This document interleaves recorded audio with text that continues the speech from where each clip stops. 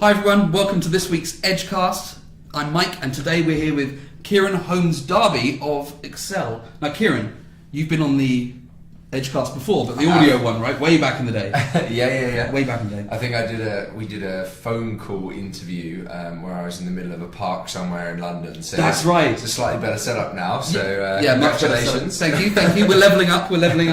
So just before we start, kick things off. Favourite game? Ever.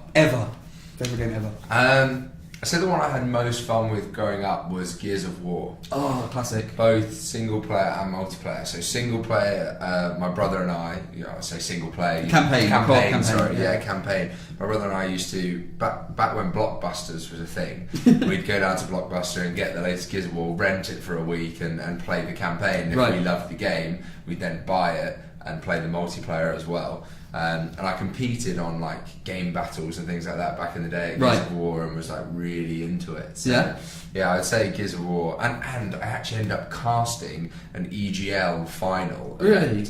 They were like, we're a caster short. Toby Campbell, who's quite well known in the Gears of War industry, was casting. He was like, I need like someone to fill in gaps, and I was like, yeah, I'll give it a go. And I ended up casting a final, which I have zero casting experience. But brilliant. That's amazing. Yeah, I mean, what was your favourite gun?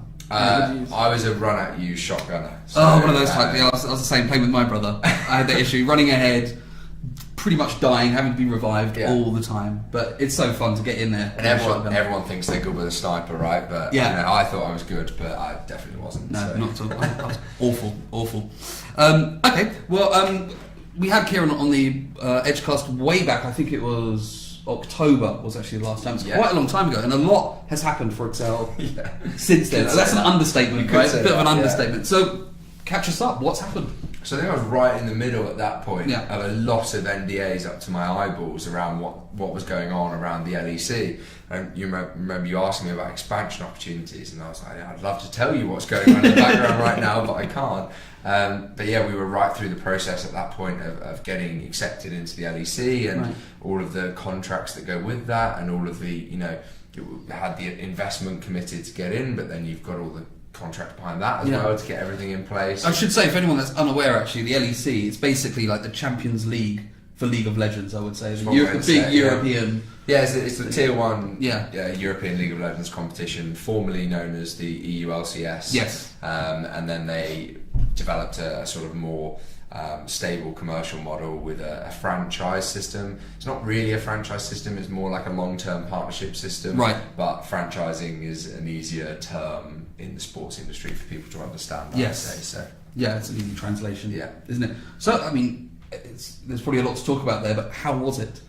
Very stressful. I think October, November were some of the most stressful times I've had as part of Excel, just because there was so much on the line, and we had deadlines to hit that we were so desperate to be a part of the the process, and we were hitting deadlines, and it was a stressful time, but wouldn't change it. And I still don't feel like even today that I've worked a day with Excel, because as cliche as it is, when you're doing something you love, you don't work a day in your life, right? So it was a stressful experience, but so motivated to get everything done that it actually would, I wouldn't have changed it.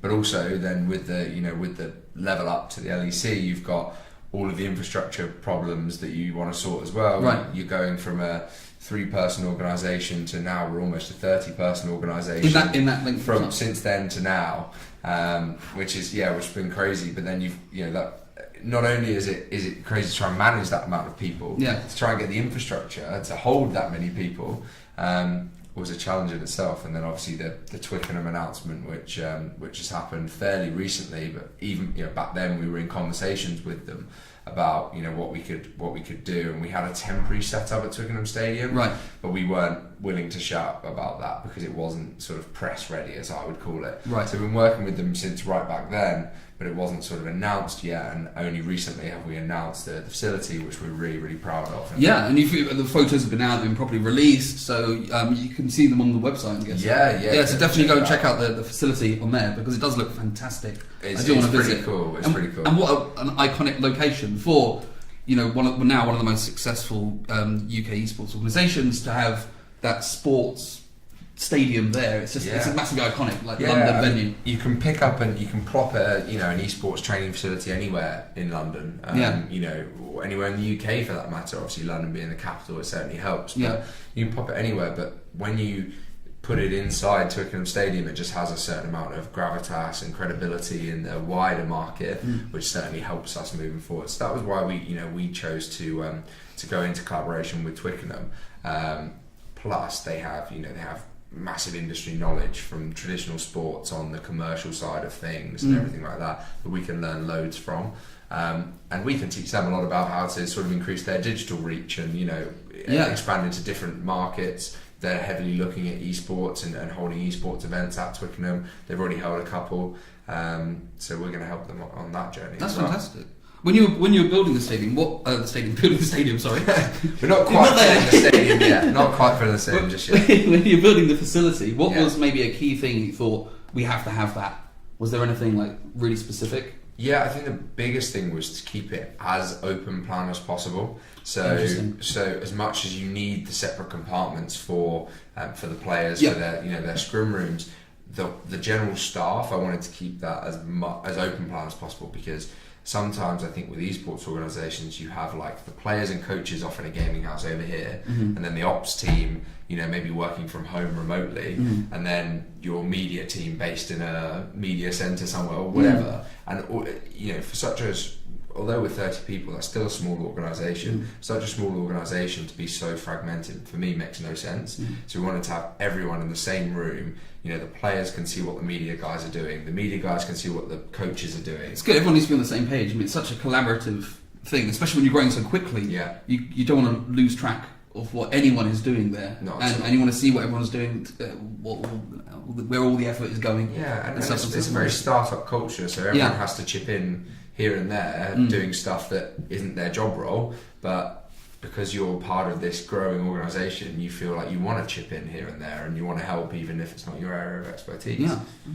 Well, going back just quickly to the LEC, yes, you said it was massively stressful getting there, but great fun. What was the reception like? Because you were like pretty much the first true UK organisation to get in there. So what was the response like from the community, from the and at the tournament itself? Yeah, so from any UK fans, amazing. By positioning ourselves as that go-to UK sports brand, everyone you look at the YouTube comments from the initial announcement video, right? And everyone's like, "Oh my god, there's an actual UK team now! Like, I feel like we can actually support someone," and such lovely comments as well from some people from the UK. And then, from Europe, it was kind of the European side. It was more like, haven't really heard of Excel, but you guys come across really well. We wish you the best, and it's great to see a region that's sort of been slightly underdeveloped get some attention. So actually, amazing response. And even rather than the community side, on the sort of team owners side, Joel and I walking into a fairly established set of people there when you look at the ownership group of the LEC teams, and they've all been so welcoming, and put their arms around us and said, you guys make genuinely good contributions to these League Governors Council meetings that we have, and we love having you guys, it's brilliant. Great. And well, it's good that the response was so good. I'm saying I was actually looking at the photos quite recently that you put up on social media and stuff. You're obviously having a lot of fun, so you obviously fit in sort of very well there. Yeah. But it's just, you mentioned it was stressful but fun. I mean, for me, I would have found it incredibly overwhelming. There's just so much going on. Yeah, it's difficult. I try not to get overwhelmed by it. It's more, I haven't celebrated enough sort of the achievements so far, because you're always worried about the next thing. So rather than getting overwhelmed by it, it's actually just keeping busy. It might be quite overwhelming if I sat back and sort of raised a glass of champagne and went well done, Kieran. I might start to feel a bit overwhelmed, but actually by keeping going, I feel less overwhelmed. I feel like more you've got these short-term goals to hit. Right. Keep hitting those goals. Right. Sometimes it's nice to step back and see the bigger picture, but actually when you look at, it's not time to start patting ourselves on the back, because what we've done is brilliant, right? I'm not saying it's not brilliant, but where we need to get to is so far away right now that that's what's overwhelming. The actually end goal is what's overwhelming, not sort of what's been going on so far. So you just keep at it. So that's the thing. But focus on what you're doing right now. Let's keep getting wins as we go along. Yeah. Keeping one eye on the big picture, but keep getting wins as we go. Right. Well, it's impressive that you're able to manage that, because with the growth you've seen in such a short time, it's got to be quite difficult to keep up. So that's the thing I want to move on to now, actually, and ask about, is with this success, with this growth, you must be getting a lot of attention from different people, and now I'm sure you've got players who are interested in you, you've got more brands interested in you. Yeah. How do you manage that? Like, how do you source the players and make sure you find the right ones? How do you, when brands approach you, how do you determine that they're the right one to go with and things like that? Yeah, so I'm probably not the best person to ask on the players side of things, in that, you know, we have a very talented performance team who know a lot more about League of Legends and players in League of Legends than I do. They've got massive industry knowledge, number one, which certainly helps, but also they know a good player when they see one, based on a lot of data points, but also just actually quality, watching their gameplay. Right. I get involved at the stage when we're trying to see if they're a good cultural fit for the organisation. Right. Okay. And that's more, a personable thing, chatting to them and seeing if they seem like they're going to be coachable, and if they seem like they're going to buy into the process that we're trying to build. Because our approach is slightly different to the traditional esports approach, in that we have the sports stadium link. We've got a heavy focus on, sports psychology, sports nutrition, and really trying to take esports to another level when it comes to performance.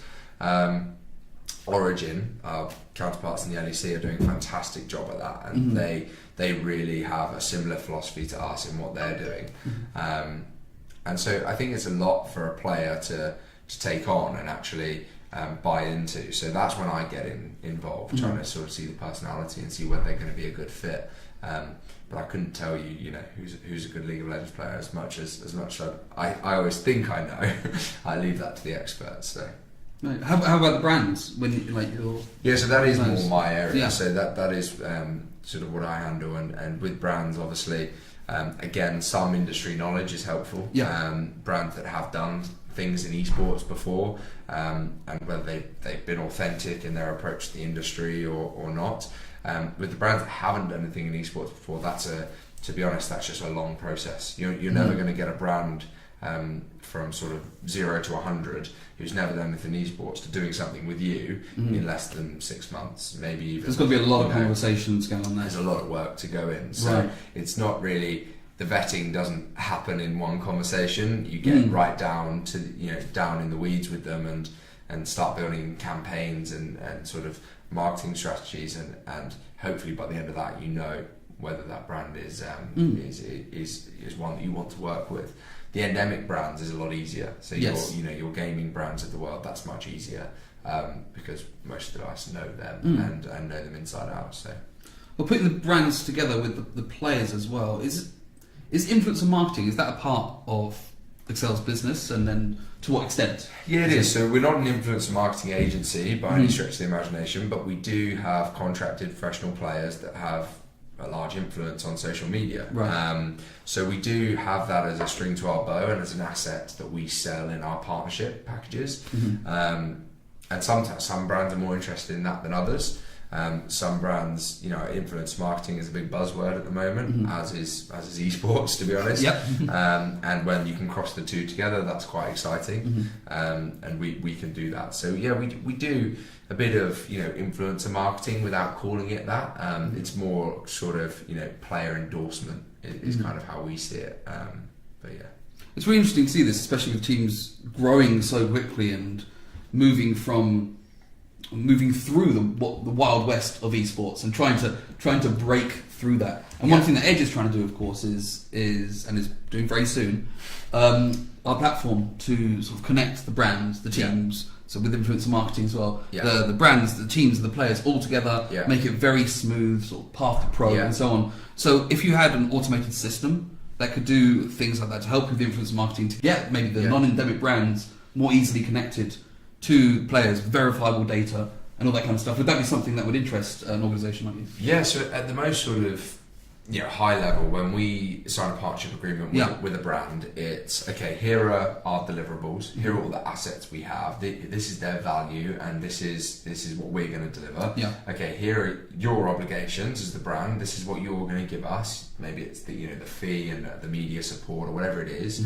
And our deliverables might be, here's the content that we're going to produce and all that sort of thing. Here are the deliverables, here are your obligations, let's do it. And let's achieve those. If there was a smart contract in place that allowed both organisations to clearly see what their deliverables from the contract are and to tick them off as they do them, brilliant. Yeah, we'll speed things up. And it validates the process. Because at the moment it's more like we'll do quarterly reports or whatever, but there's no constant flow of what we're achieving as the contract. Self-executing as well, which is what hybrid smart contracts do as well. So exactly. So and especially in a very digital, very fast-moving industry like esports, that's why we're trying to do it. So it's nice to hear there's something that's going to be valuable to teams. Yeah, no, to be honest, it's even a bit of a selling point for a team. If a team does implement something like that and makes the reporting side of a partnership easier for the brand, that's going to be a selling point. So. You heard it here. So what are the next steps for Excel? What are you excited about for Excel as an organisation, but also in terms of esports? What's on your radar? What's on the horizon? So League of Legends, we're solely focused on that right now. Okay. And we've got the summer split coming up, yes. which is really exciting. We've got some performance changes that we'll be announcing soon in the coming weeks. We've got our facility in Twickenham now that the players are going to be based in a house or in houses just around the corner from the stadium, 5-minute walk to work. Perfect. And training from the facility every single day. That's something that we would have loved to have had in place before the last split, but these things take time. We're there now, so we feel confident now that we can deliver the best service to our players and our performance staff. So we think that's going to have an effect on the Rift as it is, and hopefully we do better than we did last split in terms of a performance angle. We also hope to be announcing a couple of brand partners that are going to be working with us this split. That's something you can't announce now. I can't, obviously. It's like last time. Couldn't talk about it. Unfortunately not. You're good. I can't get it out. There we go. But hopefully we're gonna announce a couple of brands, and that will be they'll support us throughout this split. And then taking a step away from League of Legends, looking at potential expansion opportunities. Any model that comes out that is similar to the LEC, where you have that long-term partnership directly with the publisher, and there is a buy-in and you share in the revenues of the league, we're interested in. So the Overwatch League does this. If they open another spot for London, I'd love to be involved. Unfortunately there's no talk of that at the moment, but if that does happen, we'd love to be there. Other games that are announcing, Call of Duty's looking at long-term partnerships. Rocket League has just been acquired by Epic Games today. Yes, I just saw that. If they start to look at that, maybe I have no idea, but if they do, we're certainly interested. So fantastic. And keep your eye out for Gears of War just in case to get in there. I love the scene. I love Gears of War. Unfortunately, it's not quite there right now as an esport. That's a shame. But I love the scene, and I wish it the best from a personal point of view. So. Excellent. Well, Kieran, thank you very, very much for being on the Edgecast again. Make sure you follow Excel, and especially follow them at the summer split, which is starting when again? When is it? The date hasn't been announced yet, but it's early June-ish. Early June-ish. So keep an eye out for that. Show your support. The London boys at the summer split. Kieran, thanks again. Thanks very much. See you next time on the Edgecast, guys. Cheers, Bye. guys. Thank you.